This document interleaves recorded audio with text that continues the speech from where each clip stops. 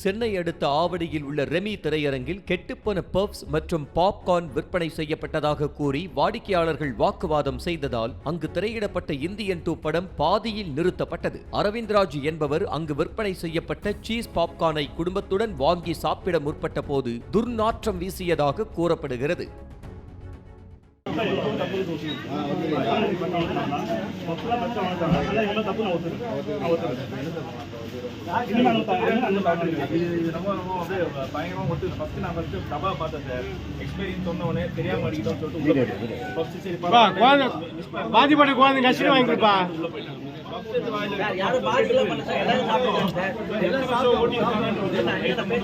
அதுக்கு சொல்ல நானு டப்பா காட்டுங்க. டப்பா எங்கப்பா? எக்ஸ்போர்ட் டப்பா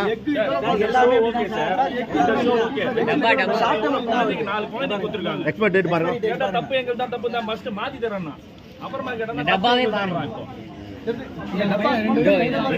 இது எத்தனை வருஷமா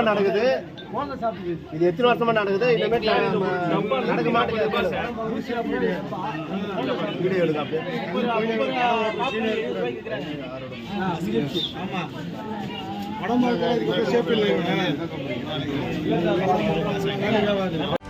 செய்திகளை உடனுக்குடனும் துல்லியமாகவும் தெரிந்து கொள்ள சப்ஸ்கிரைப் பண்ணுங்க.